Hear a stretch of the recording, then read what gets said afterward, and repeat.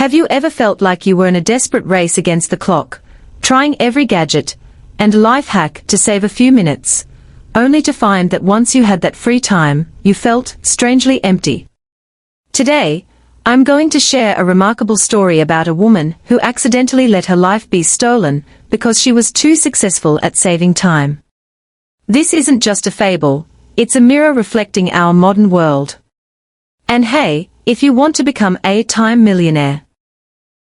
Not the kind with hours to waste scrolling mindlessly, but the kind who owns every vibrant, meaningful second, then hit that subscribe button. Subscribing isn't just a click, it's an intellectual choice to join a community that values deep living. Let's spread these timeless values in a way that's both cool and wise.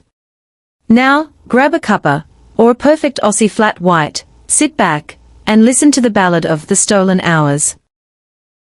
Once upon a time, in a small coastal town tucked between lush green hills and the sparkling coral sea in Queensland, Australia, lived a middle-aged widow named Camela. She lived in a cozy timber cottage surrounded by towering gum trees and the boisterous laughter of kookaburras every morning.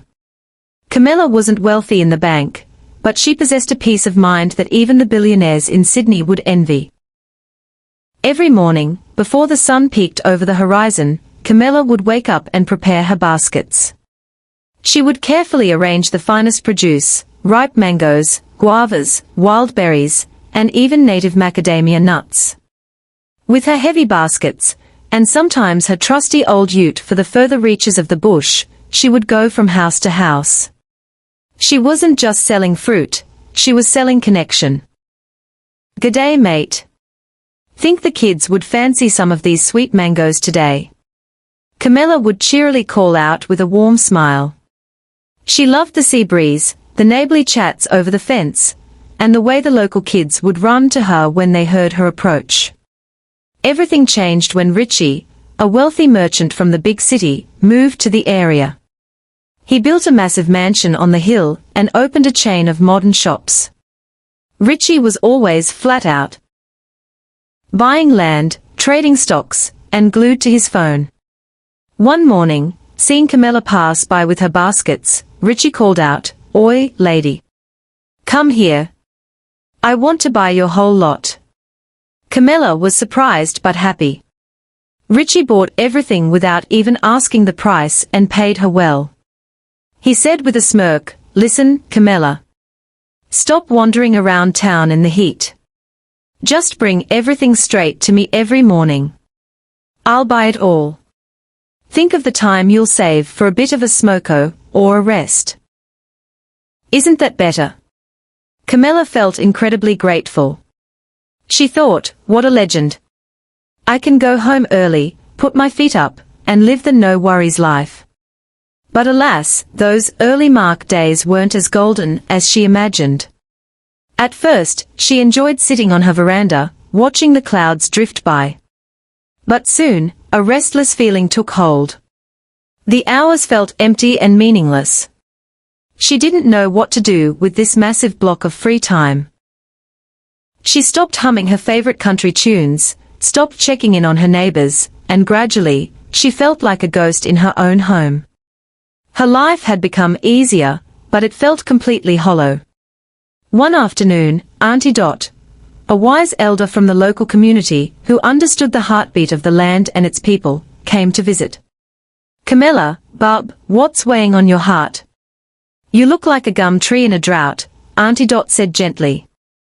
Camela sighed deeply. "Auntie, I should be happy. My work is easy, the money is the same, and I'm done by mid-morning. But I feel sad and lost. I don't know what's wrong with me." Auntie Dot smiled, her eyes crinkling with wisdom. "Tell me, Camela, when you used to walk the town selling those mangoes, what did you actually do?" Camela's eyes brightened at the memory. "Oh, Auntie. I'd talk to everyone. I'd see the new babies, hear stories from the old grannies, and laugh with the young girls. I knew who was feeling under the weather, and who had a bit of good news to celebrate. The whole town was my family." Auntie Dot nodded. "And now?" "Now. I just sell the lot in one go and come home. I don't see anyone. My hours are free, but they feel like they've been stolen from me. Auntie Dot took Camela's hand. My dear, time isn't just about the clock. Time is precious only when it is filled with purpose and connection. You thought you were saving time, but you were actually losing life. Those hours spent walking and sharing, those weren't wasted. Those were the hours that made you truly alive. Tears filled Camela's eyes. She realized she had traded her meaningful life for empty convenience. She had protected her time from effort, but lost it to emptiness. What should I do, Auntie Dot? Go back to your old ways, the elder said. Fill your hours with purpose, not just peace. Remember, a life well lived isn't measured by how much time we save, but by how much love we share. The next morning, Camela didn't go to Richie's mansion. She loaded her baskets, put on her wide-brimmed Akubra hat, and walked the familiar sun-drenched paths. The children saw her and came running. Auntie Camela. Where have you been? We missed you. The old women called her over for a cuppa to hear the latest news. Camela felt her heart fill with warmth. She was home. She was alive again. When Richie heard she wasn't coming, he sent a messenger. The boss says you're foolish to work this hard when you could earn it easy. Camela smiled and replied, Tell your boss I'm not foolish, I'm wise. I've learned that protecting my time means filling it with meaning, not emptying it of purpose. I choose to walk, to connect, and to live. My hours aren't stolen anymore, they are truly mine. From that day on, Camela returned to her routine. Though she was tired by sunset, her eyes sparkled with life. The whole town learned a lesson from the fruit seller. True wealth isn't about having free hours or easy work. It's about filling your time with purpose and your heart with connection. They still tell the story of Camela and her stolen hours to their grandkids, a reminder to never trade a meaningful life for meaningless ease. As you can see, Camela's story gives us a profound look at what time management really means. In an age where we are obsessed with productivity and finishing tasks as fast as possible, we often accidentally turn our lives into a dry to-do list. Lesson 1: Time is meaningless without connection. We often mistake rest for happiness. But humans are social creatures. Those wasted minutes spent chatting with a parent, checking on a friend, or helping a stranger are the moments that define your value. Don't let digital convenience steal your human interaction. Lesson 2. Don't confuse ease with peace.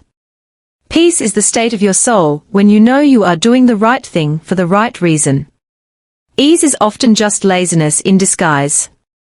A life that is too easy often leads to a hollow heart. Choose the hard work that brings a smile to someone's face over the easy work that leaves you feeling empty. Lesson 3. Be a wise guardian of your time. Protecting your time doesn't mean hoarding it so you don't have to do anything. It means investing it into things that give you positive energy and long-term meaning. Like Camela, it's better to be tired but joyful than rested but hosed, as we say in Ounce. Final thought for you, today, after you finish this video, try spending 15 minutes without your phone.